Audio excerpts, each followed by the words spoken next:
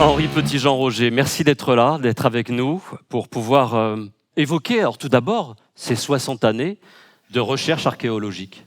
Écoutez Jean-Marc, je tiens à vous remercier d'abord pour votre invitation, et ainsi que toute l'équipe, parce que je suis absolument bluffé par tout ce que j'ai vu. Et franchement, je me demande presque ce que je fais là. Ah ben alors ça, on va le savoir, et vous allez pouvoir nous le dire. Vous avez écrit un livre d'ailleurs autour des Taïnos, les Kalinas des Antilles. C'est principalement l'objet de vos recherches. Quelles sont ces populations lorsque Christophe Colomb débarque ici dans les Caraïbes? Qu'est-ce qu'il y trouve? Écoutez, je vais vous répondre, mais tout d'abord, je vais vous dire quel est mon cheminement.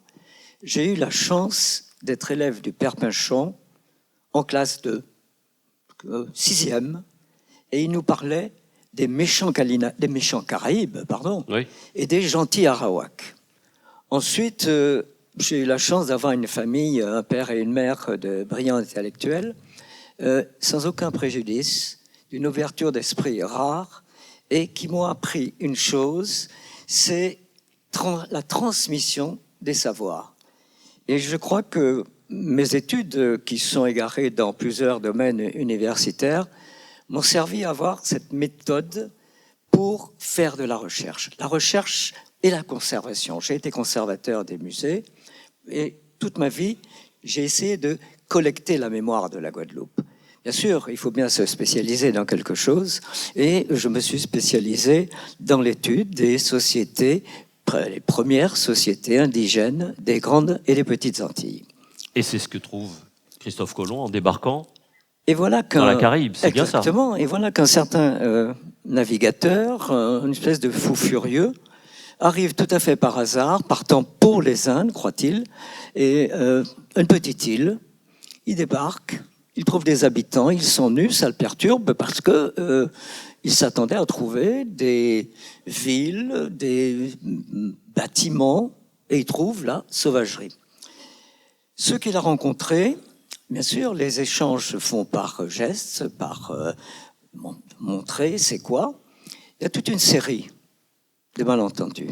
Mais il comprend une chose, c'est qu'il y a des ennemis qui viennent les attaquer périodiquement. Il était arrivé chez les Taïnos. On ne connaît pas leur véritable nom. Ce sont les Européens qui ont utilisé le nom Taïno, qui signifie les nobles. Et ces Taïnos ont tout de suite parlé des Kalila, Caribes, Cannibales, en faisant comprendre que c'était des individus, des guerriers qui venaient les combattre et qui faisaient des prisonniers qu'ils mangeaient. Donc, en 1492, nous avons un minimum 2 peuples céramistes, les Kalinago aux Petites Antilles et les Taïnos aux Grandes Antilles. Je ne parle pas des autres qui font que des pierres taillées. Ce n'est pas mon domaine, je préfère l'art. Alors, à travers tout ça et à travers vos recherches, qu'est-ce que l'on sait aujourd'hui de qui ont été ces Taïnos? Alors, les Taïnos, les ancêtres des Taïnos, sont arrivés du Venezuela, de Saladero, c'est pour ça qu'on parle de culture saladoïde, et ils sont remontés très rapidement en direction de Porto Rico, où ils sont vers 350 avant notre ère. Mais ils sont accompagnés dans les îles, ils montent, ils descendent, ils échangent, et l'une des caractéristiques de cette société qui donnera naissance à la culture des Taïnos aux Grandes Antilles, c'est sa cohérence, et en fait, elle est dictée par la religion. Et on le voit, car entre 1500, quand ils quittent le Venezuela, avant notre ère, jusqu'à 1500 de notre ère, eh bien, les femmes, gardiennes de la tradition orale, ont toujours représenté 2 animaux, la grenouille et la chauve-souris, et nous savons, par un texte extraordinaire qui est la relation du moine Ramon Pané, relation sur les croyances des Taïnos, que dans le temps du mythe, les hommes étaient des guineaux et les femmes étaient des grenouilles. Donc cette société taïno est une société hiérarchisée, un cacique, son pouvoir ne passe pas à son fils, parce que les femmes étant très libres, le cacique dit mon fils, je suis pas sûr qu'il soit de moi, mais s'il est le fils de ma sœur, je sais qu'il est de mon sang. Donc la société taïno, les nobles, les taïnos, en dessous les ni-taïnos, et en bas de l'échelle, les naborias, quasiment des esclaves. À l'opposé aux Petites Antilles, la société des Kalinago, on les a appelés Caraïbes parce que les Français, depuis 1504, étaient descendus, après 1504, la découverte du Brésil est en 1400, en 1500, sont descendus vers le sud du Brésil, et là, ils ont fréquenté des Tupi-Guarani. Et l'un des mots qu'ils employaient, c'était Caraïbes, pour désigner un chaman. Et c'est comme ça que le nom Caraïbes, c'est par attraction avec le Caribe des Espagnols, a nommé ces populations. Leur véritable nom, Kalinago. Taïno et Kalinago sont perpétuellement en guerre? C'est une question tout à fait intéressante parce qu'en fait, la guerre n'est pas du tout une guerre comme on l'aurait aujourd'hui. Oui. Et on fait des guerres pour permettre aux jeunes mâles de s'exprimer un petit peu. C'est particulièrement vrai de la société guerrière Kalinago. On lance des expéditions périodiques, mais nous avons des auteurs, car je dois revenir sur ce point dont je n'ai pas parlé, c'est que notre savoir repose sur deux sciences, l'histoire, l'analyse des chroniques anciennes, depuis le journal de Colomb, jusqu'à l'archéologie qui se prenait partout là. C'est nos deux sources pour connaître ces populations disparues. Donc, rivalité permanente ou pas rivalité permanente. Qu'en est-il du cannibalisme que l'on dit légende ou pas, ou qu'est-ce qu'il en est? Alors, il faut savoir que le cannibalisme a existé partout sur toutes Terre, les civilisations. Dans toutes les civilisations, à des époques différentes et avec des significations différentes. Le cannibalisme des Kalinago est un cannibalisme bien spécifique. Il ne s'exerce qu'à l'égard des hommes et il veut dire, on peut l'interpréter comme une volonté d'intégration en ingérant son ennemi, d'intégrer un beau-frère. Les femmes n'étaient pas mangées. C'est presque une marque de respect, si je comprends. C'est non, mais... une façon de... Mais alors, en revanche, si on veut, c'est une marque de bon goût. Hein, et les Kalinago... Arrêtez, Henri, arrêtez, parce que là, on ne va pas s'en sortir. Je continue. En fait, il n'y avait pas de guerre permanente. Aujourd'hui, et il y avait même, d'ailleurs, en 1492, quand les Espagnols débarquent tout à fait par hasard là-bas, il y avait des groupes de sociétés mixtes, des Kalinago, hommes et femmes, et des Taïnos, hommes et femmes. Et comme les hommes Kalinago avaient l'habitude de porter les cheveux longs, en langue taïno, on leur disait oui, ces mecs qui ont les cheveux longs, les Siwayos. La langue, au fait. Oui, on peut en dire. La langue des Taïnos et la langue des Caraïbes insulaires, et le Caraïbe insulaire, donc la langue des Kalinago, elles appartiennent toutes les deux à la famille des langues arawak. Donc, c'était proche et ils pouvaient se comprendre. Maintenant, vous allez me poser la question sur l'héritage, peut-être. Je peux poser la question? Je vous en prie. Je pose la question.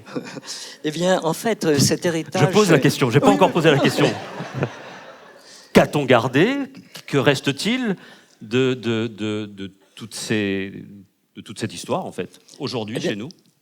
Pour vraiment vous donner le goût d'aller vérifier des sources, lire les chroniques anciennes... Et éventuellement, potentiellement, son livre? Oui, j'en ai plusieurs, mais ça, c'est l'autre point. C'est de... attends, ta question, pardon. La question, c'est quelle trace? Finalement, qu'est-ce qu'on a gardé de tout cela? Écoutez, si on a gardé quelque chose. Oui, les premières traces les plus importantes pour tout le monde, c'est qu'une très grande partie des populations des îles des Petites Antilles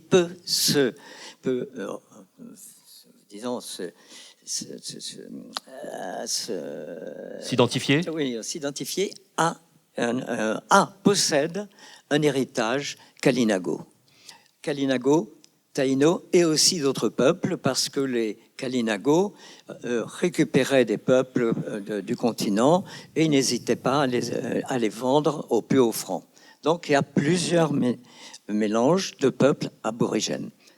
Enfin, leur héritage, eh bien, c'est à travers des mots que nous utilisons, des techniques de pêche, de chasse que nous pratiquons quand on emploie des mots, les par mots. exemple, les mots. Des mots, par exemple, un koui, un wassou, un giromon, un ananas. C'est pas de la langue des Taïnos ni des Kalinago. C'est une langue tupi, des mots qui ont été apportés au début du XVIe siècle, en Guadeloupe et aux Petites Antilles, par les Français. Dans d'autres domaines de l'héritage, on a des monuments. Et là, je conclurai là-dessus, si vous me le permettez. Les pétroglyphes ne sont pas l'œuvre des Kalinago. Pétroglyphes, c'est dessin sur la pierre. Les pétroglyphes sont l'œuvre de ceux qu'on a appelés Arawak, de la culture dite de Saladero-Saladoïde. Ils ont été faits en pleine période d'intense sécheresse, de ces sécheresses du Xe siècle, qui ont conduit à la chute de la civilisation maya. Les pétroglyphes sont des régulateurs symboliques contre les deux extrêmes qui menacent l'humanité, ce que racontent des mythes que nous avons à travers des indices ou clairement le mythe. Ces deux dangers qui menacent l'humanité, c'est le retour du déluge qui a noyé la première humanité, ou au contraire, le retour du monde brûlé, issu de la dispute entre Lune et son frère Soleil à propos de cette magnifique couronne qu'il avait sur le dos et qui est tombée par terre et qui a brûlé le monde. J'ai deux petites questions rapides. La première, extermination de ces peuples ou pas, véritablement? Je dirais qu'il y a eu, lorsque les Européens sont arrivés ici, ils étaient bien tranquilles. Alors, s'il y a eu, certes, ils leur ont appris à connaître les plantes, à connaître les fruits, les ressources des pays, mais surtout, ils se sont appropriés leurs femmes et ils se sont appropriés leurs terres. Donc, il y a eu des périodes vraiment d'intenses guerres entre Européens et Français. Mais je dirais que les Kalinago n'ont jamais subi, et ce n'est pas reconnu comme un génocide, ce que les Taïnos des Grandes Antilles ont subi de la part de ces horribles envahisseurs qu'ont été à l'époque les Espagnols. Si on devait conclure, est-ce qu'il est toujours autant nécessaire de faire ces recherches archéologiques et préhistoriques pour notre peuple? Je pense que, je crois que la recherche est quelque chose d'absolument passionnant parce qu'elle permet de se fonder une identité. Et dans le cas des Antilles, connaître son passé par l'archéologie, par l'histoire, c'est commencer à jeter les fondations d'une nation. Les nations sont toutes fondées sur la connaissance du passé, leur géographie, les frontières naturelles et une identité partagée.